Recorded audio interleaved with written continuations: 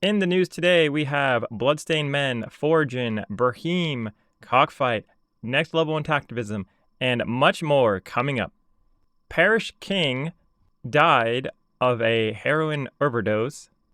He ended up passing February 22nd, 2024. It has affected the intactivist community very deeply.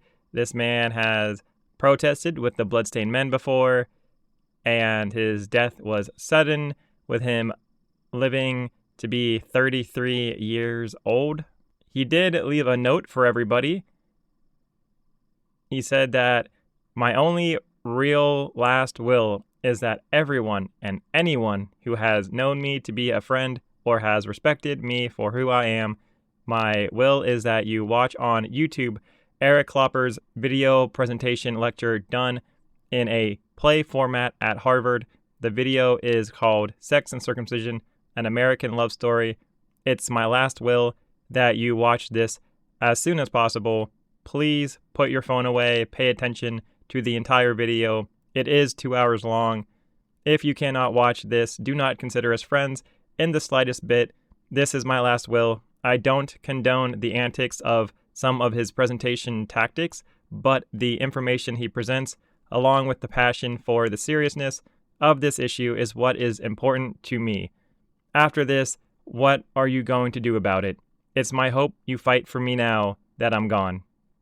In response to this, the Bloodstained Men has made a event, the Parish King Memorial Circumcision Crisis Protest, and this will be done on Sunday, March 10th, 2024, in Jacksonville, Florida. It will last 4 hours from 11 a.m. to 3 p.m. And the bad news keeps on coming, with the Intaction losing the New Hampshire House Bill 1706. As you see right here, it says that Minority Committee report inexpedient to legislate, which means that it did not get passed. This means that the bill that was about being more transparent with parents is not in effect. However, Medicaid covering the circumcisions in New Hampshire is still up in the legislative process of New Hampshire. Harry, the spokesperson from Bloodstained Men, was scheduled to do an interview with Prevail over the system and then canceled 24 hours before. A reason was given to us, but holy cow, it was one of the more interesting excuses Paz has heard. I don't feel comfortable airing this on the news, so I know I'm supposed to be transparent and stuff like that, but it's also kind of hearsay what happened anyways. So what I will do is let my exclusive members, the Pans, know on the Discord. So I apologize for any inconvenience, but they will get to know the exclusive, crazy reason why Harry Guiremond turned down an interview with Potts. And moving on to Forgin news. So sheep trials have begun February 12th. So we shall see how that ends up turning out. Outside consultations, Forgin continues to liaise with additional surgeons, scientists, and professionals to seek further consultations and explore new research partnerships. Our recent meeting with Dr. Dan Mon O'Day focused on our approach to surgery in upcoming human clinical trials. We will keep the community informed on the progress of these efforts. If you guys want to hear Dr. Dan Mon O'Day speak, I recommend you go to X, go to Samsha Alrawalo. Okay, I'm sorry. I don't know how to pronounce that last name. If you decide to go ahead and listen into this recording, FGM with Dr. Dan O'Day and Sansham Q&A session. So Samsha, they misspelled her name. This audio was interesting to listen to. If you get past all the audio mishaps and quirks from it and you listen to it, listen to how Dr. Dan O'Day went ahead to help FGM victims and tell me how that is at all relatable to what Forgin's trying to do. because I don't think it's that relatable. I would love to do a whole video on this. However, I'm not for the lack of video slots that POTS has every week. So, but this is really important. You guys should definitely listen to this. And, let me know if you think that Dr. Dan's going to be able to help Forgin with what they're trying to do and their techniques. I mean, once again, I don't know. I'm just a VTuber. I listen to all of this.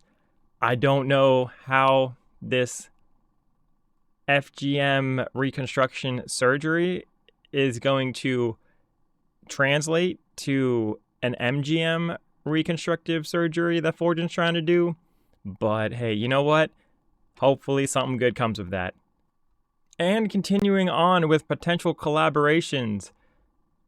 To meet future demand, we understand the need to develop new solutions for challenges such as tissue sourcing, clinical and surgical partnerships, and ECM production technologies. We are actively exploring potential collaborations with capable institutions and will provide updates as developments occur. Now, what's interesting about this potential collaborations is we actually got a little bit more information on this 2 months ago. If we go back here to February 1st, it says that in the histology studies, it says that we have identified a new potential source in Eastern Europe and are in early discussion phase of sourcing tissue from them. Now, I'm not trying to spread fear or anything, but this was, January, because, they do things a month before, right? So in January, it seemed like they had new potential source in Eastern Europe. However, now it seems that they don't have their potential source that they had early discussions on. I'm not quite sure, but, maybe something to ask Forgin to clarify on. I don't know how those talks are going at all. Clinical research manager. We have initiated the recruitment of a clinical research manager. This role is crucial for coordinating all of our research activities and progressing efficiently towards our goal of successfully completing human clinical trials. Their expertise will be key in navigating the complexities of clinical research and accelerating our path to success. Now, this is interesting here because they want somebody to fill the role of clinical research manager. So if you guys want to go ahead and put in your application for Forgin and get clinical research managing, probably some kind of internship, maybe that would be awesome. But I don't know I don't know if this is like a resume job. I don't know if they're hiring or if I don't know how the hiring process works for this, but they're trying to find a clinical research manager, and I don't know if Intactivists can go and volunteer or not. But who knows? If you guys know anything, please let me know. You'd think they would mention this. All right, and their fundraising. Forgin raised a total of $23,626. Woo! Let's go! All right, and here is the Forgin total raised over the course of their lifetime. I went ahead and I added up the 12 months for January 1st, 2024. I've also added up the months as well. So Forgin is at $1.9 million as of right now. So in this trajectory, Forgin should hit about $2 million July-ish. So that would be pretty awesome. So keep a lookout for those donations. And good job, everybody who's been donating. Forgin is about to break the $2 million mark, hopefully in the next 5 months. But definitely, it is projected to definitely break $2 million this year. And in Brahim news, Brahim hosted Ida's diversity talk. There was 41 people in the Brahim diversity meeting, including very highly regarded intactivists, such as Eric Klopper, Brother K, Dan Bollinger, Gowdaf, David Smith from 15 Square, UK, Eliyahu, and so much more. Even VTuber Potts was there. It was a massive turnout, and it was such a huge surprise to me that so many people turned up for this diversity meeting. Let me know down in the comments why you think so many people showed up to this meeting. And also, let me know if you guys knew about it, or if you guys even got an invite to it, because it seemed pretty exclusive to get in, to be honest.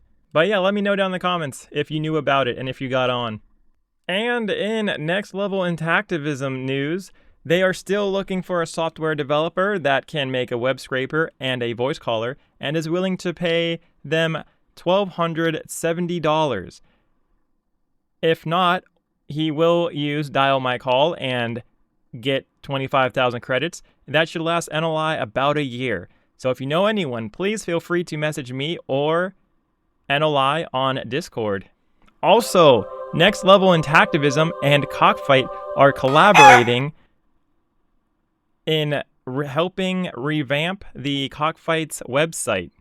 As you see here, this is the Cockfight website. You can see here that it's actually very bland, honestly. You can subscribe to their email updates, and there's really nothing much going on with their website. If you click on the rooster up top, it takes you to the exact same homepage, and you have a donate button up top. So their web page is definitely lacking. They do have some information here, but hopefully Daniel Rold and Brett Johnson and Luke can go ahead and make this more spiffy.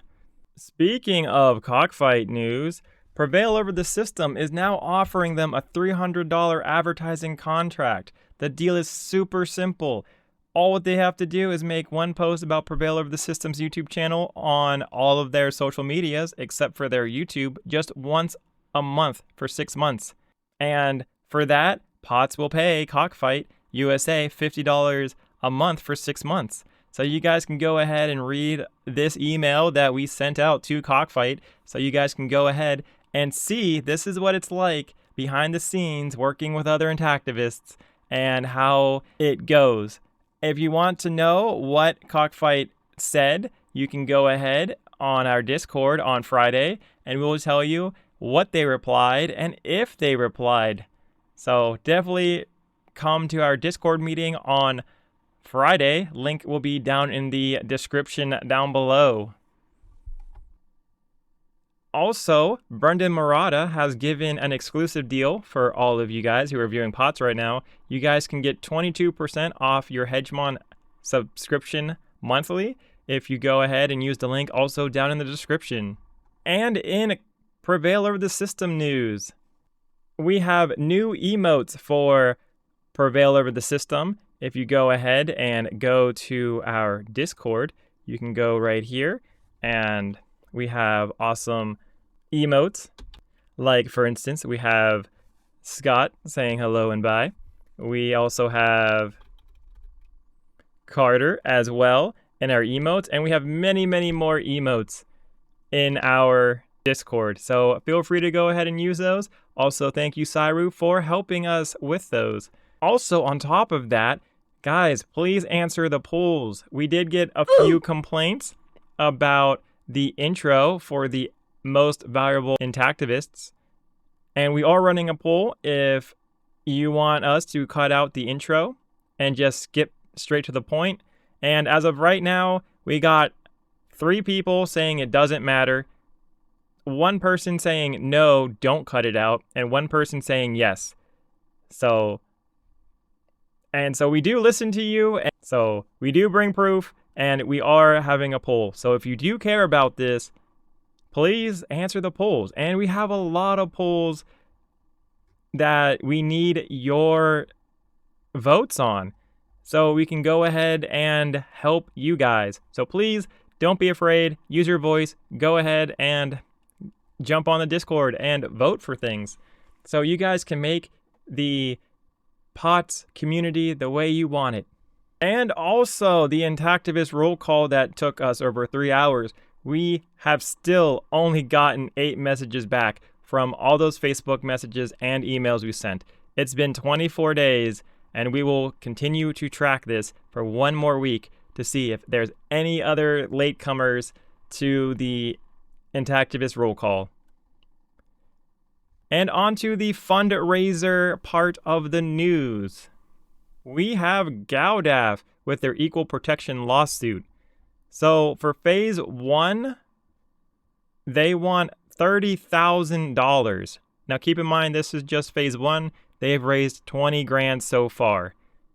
These guys are very new, so them raising 20 grand in their first year is awesome. Now, keep in mind, this is phase 1 funding. I did look a little bit, and it seems that in their FAQs, it answers how much effort and resources are needed for such a case. This legal project will be extremely costly, and it is supposedly going to run them anywhere between $150,000 to $250,000. So I have a feeling that they're probably going to ask you guys for about $200,000. So if you guys want to go ahead and fund a group, maybe you want to help Gowdaf. I'm not sure. It's up to you guys. But as of right now, they got $20,000 of their $30,000 goal thus far. I do not know what phase 1 consists of. I have no idea. I did read this. I don't know how many phases there are, and I don't know what this gets you. And Your Whole Baby is doing bumps and babies in Pittsburgh. This was released very recently. They have $116 raised of their $400 goal. That's pretty hype because they're a third of the way there on just 3 donations. So that is awesome for Your Whole Baby. Also, what the cost will be $300 for the table and $100 for a Target gift card giveaway that they will do like a gift card drawing, and that's going to help them raise more money. So that's kind of cool. They're investing your $100 and hopefully they're going to make more from it. And also, if you want to go learn more, you can go to the eventbrite.com babies bumps Pittsburgh. Okay, I'll just do it for y'all. I got you guys. All right, so this is it. The tickets to get in is $17.50 to $35. You can get a 30% off coupon, which is pretty cool. So this is Sunday, August 18th. It runs for about 5 hours. This is like 4 months away, so you guys definitely have a lot of time. It's at the DoubleTree by Hilton Hotel, Pittsburgh, Cranberry, 1910 Sheraton Drive, Mars, PA. There are no refunds. But yeah, you guys can go ahead and join Babies and Bumps in Pittsburgh. So let's go. Also, there's about 488 followers for this. So this isn't necessarily Your Whole Baby, but they are going to this. So that's pretty cool. And you might think this is a repeat, but it's not. This is the same thing, but in Cleveland. And Your Whole Baby is trying to raise $600 with this one. So this will help cover the table, which is $300. A gift basket with educational materials included, which is $75. The Target gift card giveaway, which is $100. And Your Whole Baby materials, $50. Also, gas and tolls traveling to Cleveland, $75. So obviously going to Cleveland is a bit further than going to Pittsburgh for them. Once again, you can go ahead and visit the same website to get your tickets for Cleveland if you want. And last but not least, on the fundraising of Intactivism, we still got Prevail over the system. Let's go, baby, at 54%. We are doing amazing right now on our Preventing Graduation Plus extras. So that is awesome. We got 1,246 coffees received thanks to all of our lovely supporters. So if you want to support Potts and what he's doing, please maybe go ahead and give us a tip. Or you can always learn how to help Potts in other ways. And now it's time for the Intactivist Growth of the Week, brought to you by, of course, the Bloodstained Men. So last week, Bloodstained Men had 5,888 followers. Now they have 5,916 followers. That is a total gain of 28 followers for this week. That is a 0.48% Intactivist gain for the week. So that is awesome that Bloodstained Men is now heading in an upward trajectory. That's awesome. All right, guys, thank you for tuning in. I appreciate it. If you guys have any comments, questions, or concerns, please let me know down in the comments because we do care. Alright guys, thank you all for watching. Bye!